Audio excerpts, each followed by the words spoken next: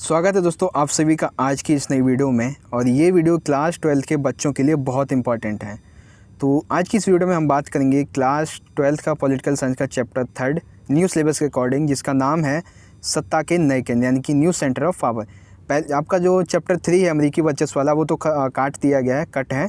लेकिन पहले चैप्टर का जो चैप्टर 4 था सत्ता के वैकल्पिक केंद्र, इसका भी ये नाम सत्ता के नए केंद्र है। तो CBSE रिवाइज सिलेबस 2020-21 के अकॉर्डिंग इसमें एक नया सिलेबस जोड़ा गया है, जो कि है ब्रिक्स। तो ब्रिक्स से संबंधित जो भी इंपॉर्टेंट क्वेश्चंस बनते हैं, इंपॉर्टेंट टॉपिक्स बनते हैं, वो आज की इस वीडियो में हम कवर करने वाले हैं। और इस वीडियो के बाद आपको ब्रिक्स से संबंधित और भी कोई प्रश्न आपके दिमाग में नहीं रहेगा, आपको सारे के सारे जवाब इस वीडियो में मिल जाएंगे। तो चलिए वीडियो को स्टार्ट करते हैं बिना टाइम वेस्ट किए हुए। तो देखिए, जो ब्रिक्स है इसकी विशेषताओं के बारे में बात करते हैं। ब्रिक्स में कुल 5 देश शामिल हैं। कौन कौन से हैं? बी से होता है सबसे पहले ब्राज़ील, आर से होता है रशिया, आई से होता है इंडिया, सी से होता है चाइना, एस से होता है साउथ अफ्रीका। पहले ये जो ब्रिक्स था, ब्रिक्स में 4 देश शामिल थे, लेकिन 2010 में जो एक सम्मेलन हुआ था ब्रिक्स का, उस सम्मेलन के बाद इसमें अफ्रीका देश को भी इसमें शामिल कर लिया गया 2010 में। ठीक है, अब बात करते हैं कि ब्रिक्स में जो इसकी विशेषता हैं उसके बारे में। तो लगभग ब्रिक्स के इन्हीं 5 देशों के अंदर 50% पॉपुलेशन रहती है। इंडिया की बात करें और चाइना की बात करें तो ये नंबर 1 पे आते। चाइना जो है वो जनसंख्या के मामले में नंबर 1 पे, इंडिया दूसरे नंबर पे आता है। तो रसिया, चाइना, इंडिया, साउथ अफ्रीका और ब्राज़ील, इन देशों में लगभग दुनिया की 50% आबादी रहती है। और क्षेत्रफल के मामले में भी इन्हीं 5 देशों में सबसे ज़्यादा क्षेत्रफल है 1/4, यानी कि लगभग दुनिया का 1/4 क्षेत्रफल इन्हीं देशों का है। और GDP के मामले में अगर हम बात करें तो दुनिया जो वैश्विक GDP होती है, उस वैश्विक GDP में 30% हिस्सा इन्हीं 5 देशों का है। और लगभग वैश्विक स्तर पर अगर हम व्यापार की बात करें तो 18% व्यापार इन्हीं 5 देशों के द्वारा किया जाता है। ठीक है, तो ब्रिक्स से संबंधित ये छोटी सी जानकारी हुई। अब बात करते हैं पूरी डिटेल वाइज। तो देखिए, ब्रिक्स का वर्णन कीजिए। ब्रिक्स जो है वो दुनिया में उभरती हुई अर्थव्यवस्थाओं वाला एक नया संघ है। जैसे आसियान था, सार्क था, ऐसे ही ब्रिक्स एक नया संघ है।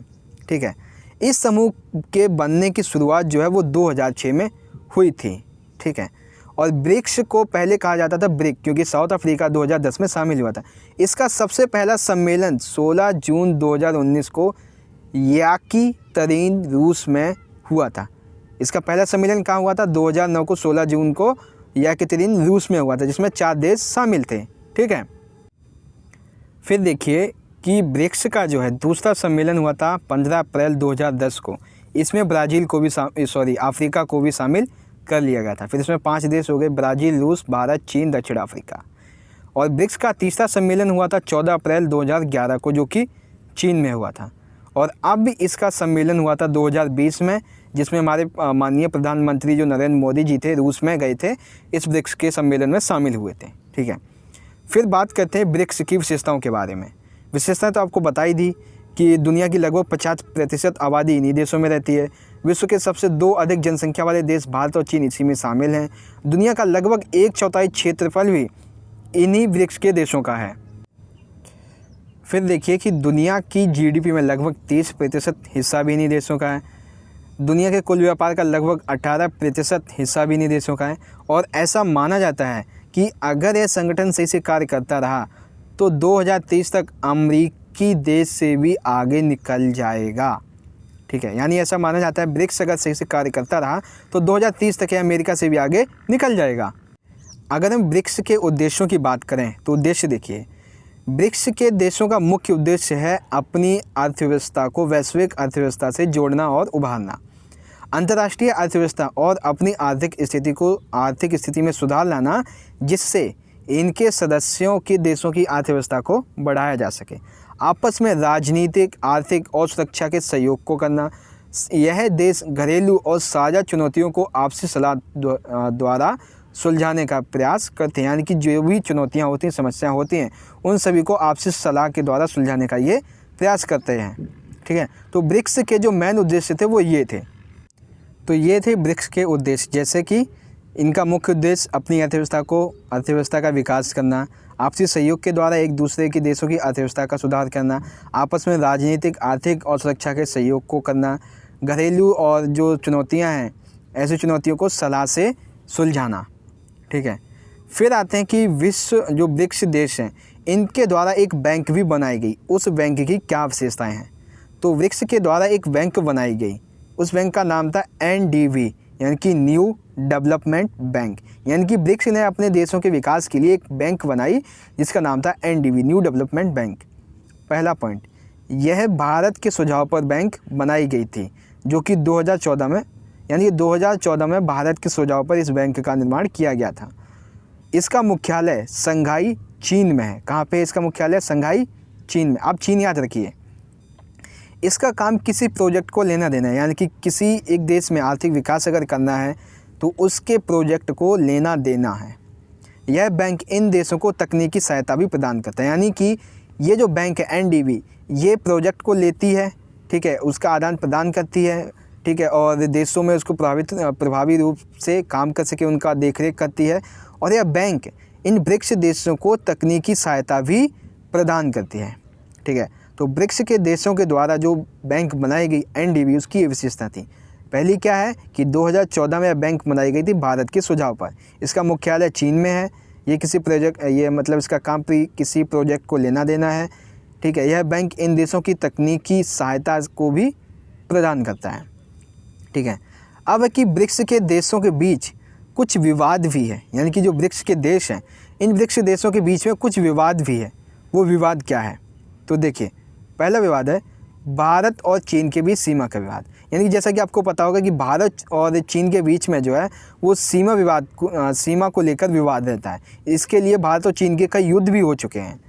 चीन और पाकिस्तान की नज़दीकियों को लेकर विवाद, यानी कि जो भारत है वो इस बात से डरता है कि चीन और पाकिस्तान की जो नज़दीकियां हैं वो बढ़ती जा रही हैं। अगर ऐसा हुआ कि ये दोनों बहुत नज़दीक हो गए तो कहीं ये भारत के लिए खतरा ना बन जाए, इसलिए भारत को चीन और पाकिस्तान की नज़दीकियों को लेकर डर लगता है। चीन और ब्राज़ील में चीन की मुद्रा से संबंधित समस्या, यानी कि जो ब्राज़ील है उसे ये लगता है कि जो चीनी मुद्रा है वो बहुत जल्दी ब्राज़ील की जो मुद्रा है उसको कहीं ख़त्म ना कर दे। तो ऐसे में चीन और ब्राज़ील में चीनी मुद्रा से संबंधित समस्या को लेकर विवाद रहता है। ठीक है, तो दोस्तों ब्रिक्स से संबंधित जो पॉइंट्स थे वो एक बार हम फिर से समराइज़ कर लेते हैं। तो देखिए कि ब्रिक्स में कितने देश शामिल हैं? 5 देश। पहला है ब्राज़ील, फिर दूसरा है रसिया, तीसरा इंडिया है, फिर चौथा है चाइना, पांचवा है साउथ अफ्रीका। साउथ अफ्रीका कब हुआ था इसमें शामिल? 2010 में। ठीक है, इस समूह के बनने की शुरुआत कब हुई थी? 2006 में हुई थी, और इसका पहला सम्मेलन हुआ था 16 जून 2009 को यकातेरिन, रूस में। ठीक है, दूसरा सम्मेलन 15 अप्रैल 2010 को ब्राज़ील में हुआ था। इसी सम्मेलन के दौरान साउथ अफ्रीका को ब्रिक्स में शामिल किया गया था। ब्रिक्स का तीसरा सम्मेलन हुआ था 14 अप्रैल 2021 को चीन में हुआ था। इसका उसके बाद जो अभी तक का लास्ट सम्मेलन है वो 2020 में हुआ था रूस में, जिसमें हमारे माननीय प्रधानमंत्री नरेंद्र मोदी जी भी गए हुए थे।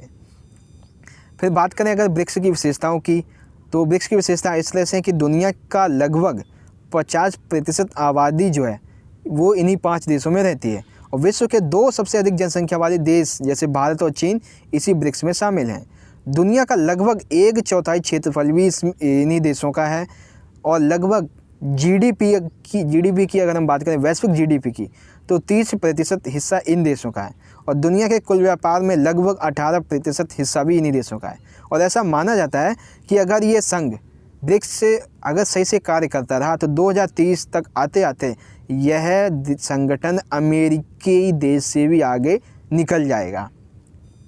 फिर हम बात करते हैं ब्रिक्स के उद्देश्यों की। तो ब्रिक्स के सदस्यों के उद्देश्य इस तरह से हैं कि इन देशों का मुख्य उद्देश्य अपनी अर्थव्यवस्था को उभारना है, अंतर्राष्ट्रीय अर्थव्यवस्था और अपनी आर्थिक स्थिति में सुधार लाना है, जिससे इनके सदस्य देशों की अर्थव्यवस्था को बढ़ाया जा सके।